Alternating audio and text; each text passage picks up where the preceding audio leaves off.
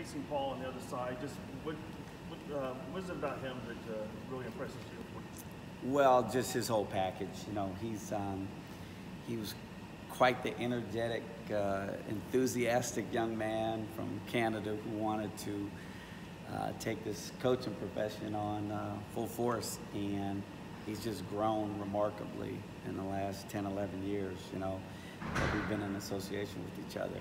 I'm just really, really proud of him. You know, he's a part of my extended family, 100%. And so we're, you know, like I said earlier, I'll always be pulling for him outside of the days that he plays us. But he's, you know, he's passionate, he's driven. He has a lot of the intangibles that make for a good coach. And, you know, he's now getting the big boy treatment. So, you know, we talk quite often, and as the season got going, we didn't get the chance to talk as much, but, you know, he'll figure it out because he's intelligent, he's passionate, he cares about the kids, and he's in it for the right reasons. And he really seems to be committed to that man-to-man defense. You've obviously faced a lot of zones. Do you expect him to kind of stick with it, or? Yeah, I don't think, you know, with Paul, you never know. I mean, he's very creative.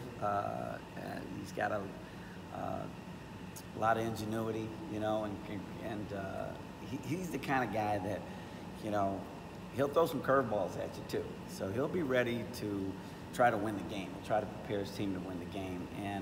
But he's implementing a system right now. He's implementing a program. He's got some good returners, and he's got some guys that I think are playing good basketball right now, and they're finding their way. You know, every year is a different puzzle, and he's figuring this puzzle out right now. So I would expect that they'll finish relatively strong in conference, even though they've got some bumps and bruises, because he'll continue to find a way to try to put the best product out every night. So I think we'll see some man. Mostly, they didn't have a large turnaround of a week to prepare for us, so they'll probably, you know, go with their main core stuff. But I'm sure he'll have a few tricks up his sleeves, and we've got our package in place to pretty much be ready for anything at this time of year. You got to be ready for anything at this time of year. With the style that they play with, the up and down the floor and all the three-pointers, and is that something that you knew, like a style that he wanted to play, or is it kind of surprising to you the way that they? No, I think he's always expressed that as far as being something that, you know, he enjoys coaching that style of play. There were certain clinicians that he went and visited and listened to at different, you know, conventions and clinics and stuff, and he always embraced that style of play. So it's not surprising at all. You know, at New Mexico State, we played that way early, and then as the program, you know the story, as the program morphed into us getting the bigger guys in conference, we changed our style of play to win games, and he's got a place now where he can recruit to that style of play and hopefully win games as well. Coach, Kris Clyburn said, you know, he's definitely found his confidence, seems to have found his shot again after that dry spell, and he credited a lot of that confidence to you, just, you know, understanding that there are going to be dry spells, you're going to go through with shooting woes. Just talk about your coaching style and just your understanding of that. I'd love to play for me.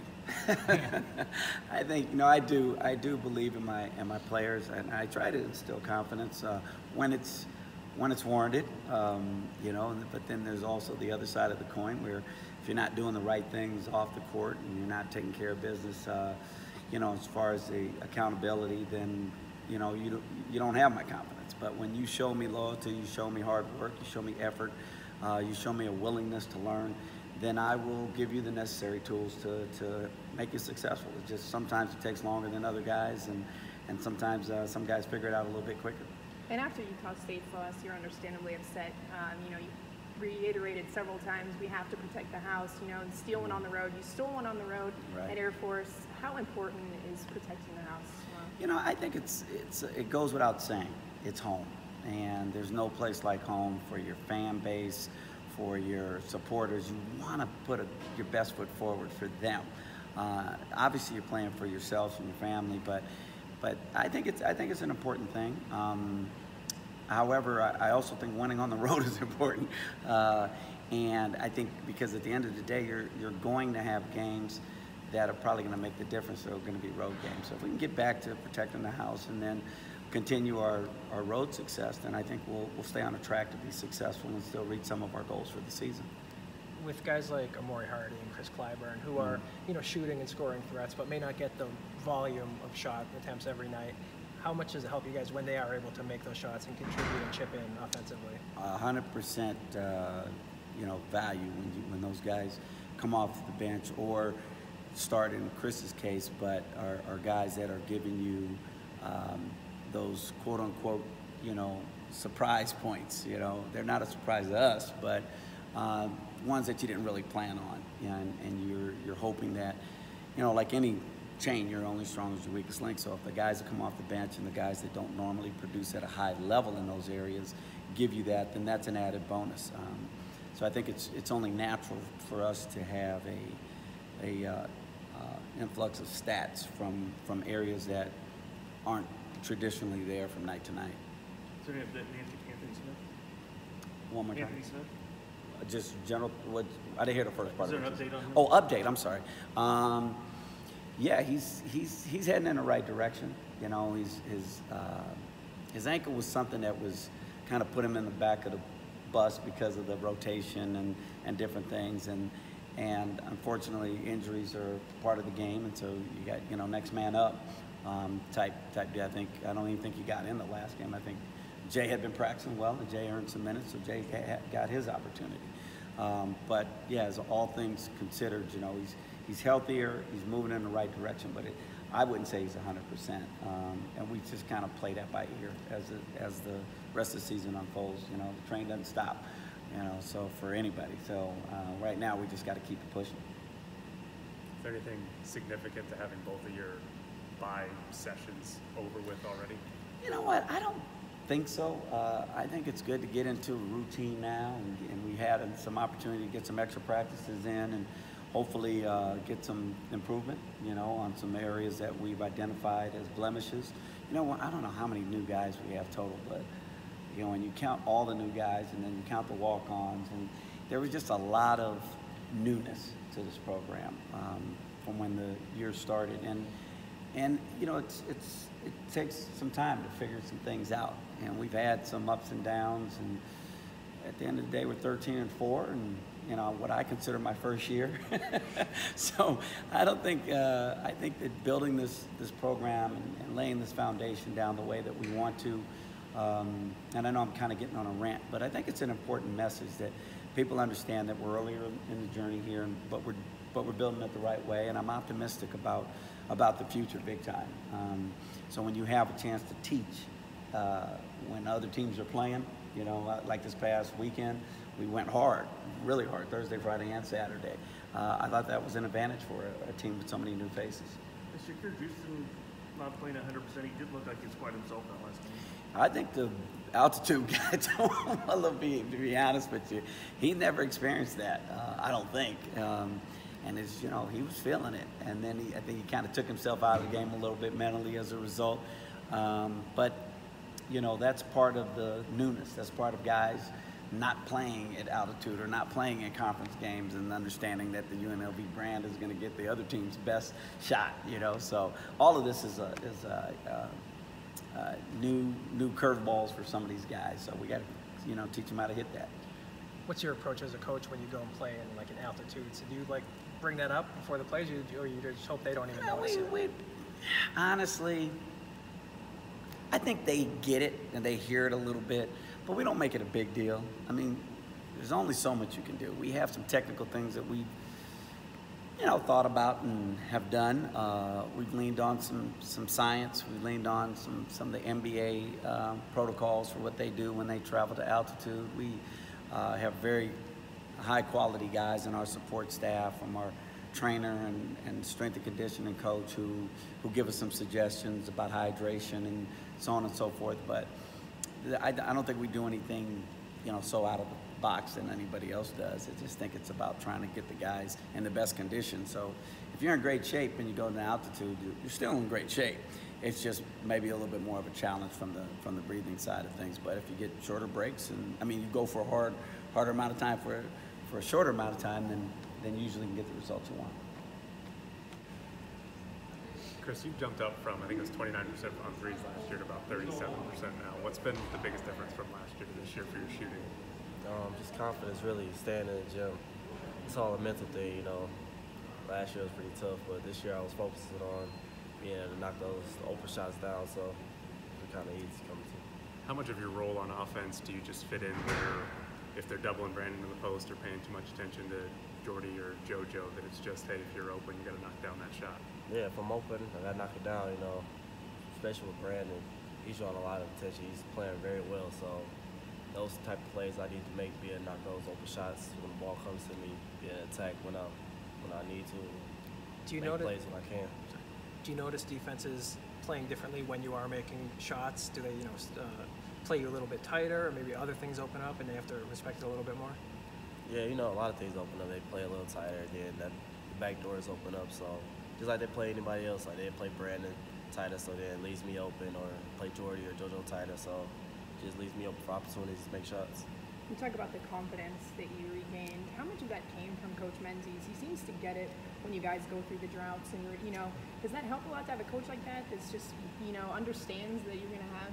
It helps a nights? lot, because he's one of those coaches that just sticks with you no matter how you play. As long as you play hard, defend, rebound, give it your all every day in practice, he's gonna rock with you no matter what. And defensively for you guys, they obviously live and die by the three, essentially. Defensively for you guys, how are you gonna match up with them?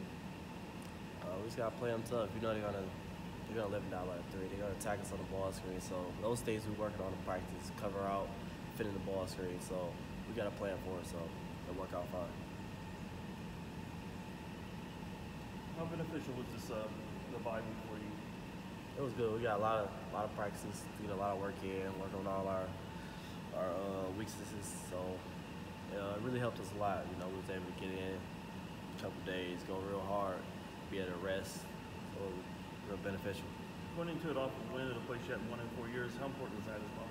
That was a big win. Last year they clobbered us there. It was tough, but yeah, go there, get a win in those circumstances, it's pretty good. So how do you avoid that, getting the confidence for, New Mexico State, obviously winless on the road in the conference, kind of Utah State, they had yet to have a road win. Just how hungry are these teams coming into UNLV? It's UNLV, we got turning on back, so everybody's going to come for us. Like I said, they're going to give us our best game every time, so we got to be prepared, be ready for everybody's best game. Mike? How closely do you follow the NBA? You see that Houston Rockets and Clippers locker room I just saw a little scuffle. bit on social media. I didn't really see too much. So you've been here for a couple of years now. Do you know of any secret backdoor tunnels that go into the visitors' locker room? No, I don't know any of those. So it was pretty funny though. You're not Chris Paul? Nah. Amauri, just talk about the defensive game plan going into tomorrow. It's no secret that they kind of live and die by the three. I think we played teams similar to this team. Being able to shoot the three really well, we're gonna basically rely for us to guard the three, take away the three.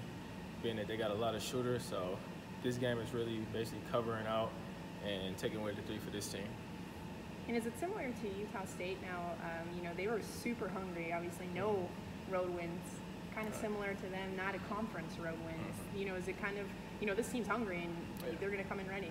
I think a lot of teams are definitely really hungry, try to beat UNLV.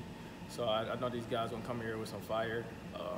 They got some great guys that like to take it off the bounce. So we're really going to have to defend and guard the bounce real well tomorrow night. Marvin said after the Air Force game that it'd take too long to describe the defense that you guys were playing against Air Force. Do you have an easy way to sum up what kind of defense you guys were playing in that game? We was really mixing it up a lot that game. We threw a couple different looks at them, tried to keep them off balance. Is that something you guys think you'll continue to do going forward, playing a bunch of different types of defenses? I think, being able to do that allows us to be real versatile. So we don't allow their offense, to come down and run their set plays. It allows us to, mix it up a little bit, throw different looks out at them, so they can get stops. Lengthwise, compared to most teams, you guys actually match up pretty well with them. Is the game plan to go down and low a lot to Brandon and take advantage of that? You know, really, that's pretty much in a lot of game plans. You know, we like to get it down to the post and, you know, try to get it back out and score that way. You know, we definitely like to work through him. You know, we got some great guards. You know, we try to get the ball to him. But, you know, we like to try to punish teams down in the paint. You know, the tools is the highest percentage, so that's what we try to get. New Mexico really likes to play a lot of man. You've been facing a lot of zones. Do you think maybe this would be the game where you get more opportunities down low? I think this game, you know, I think this team will play a lot of man-to-man. I'm not sure if Brandon will see a lot of double, but if he does, I'm pretty sure he's been used to it, being that we played a lot of teams that double him. Can you talk? Oh, go ahead. Sorry. I know you guys try to stop the three-pointer defensively. Offensively, is that something you guys want to capitalize more on? Is getting making some shots behind the arc, and where do you fit into making those shots? I definitely think we can make a lot more shots beyond the arc. It's just, you know, just getting in the gym, getting up reps, really just getting the confidence back. You know, that was there at the beginning of the year. So, you know, you like to take the shots that's open. You know, not really living it down by the three, but just taking what defense gives you. Do you feel like you're comfortable at this point knowing where your shots come in this offense and where you should be in order to be open for those shots? Yeah, at this point in the season, I kind of know where my shots are going to come.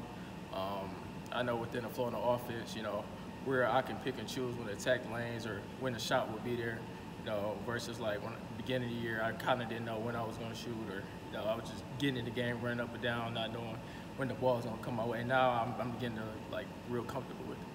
Can you expand upon that? I mean, just in these past few games, Yes, you yes. coming off the bench, you've been so productive. You know, have you found your role, and how do you stay ready on the bench? Because you play such a key coming off the bench. You know, at the beginning of the year, you know, I was just, you know, one of the typical freshmen, you know, trying to get adjusted to the playing style, the coaches. You know, as, you know, the season goes on, you get adjusted to your players, the coaches, you know, the flow of the game. So really when I come in, you know, I just try to pick my shots. You know, I just take what the defense gives me. Not really come in forcing, but, you know, I just play my game, which is really, you know, I try to look to score. You know, if it's there, if not, I try to make a play for my teammates. You follow the NBA at all? Yes, yes. You that Clippers Rockets thing last night. Yes. Who is your teammate most likely? You think your teammate most likely to lead a group of guys through a secret tunnel into an opposing locker room after a game? That's funny. I'm not even sure. That's really funny. That's really interesting that really happened last night. Yeah. Would it be you? No, I didn't even like that. I would just let it go. Yeah.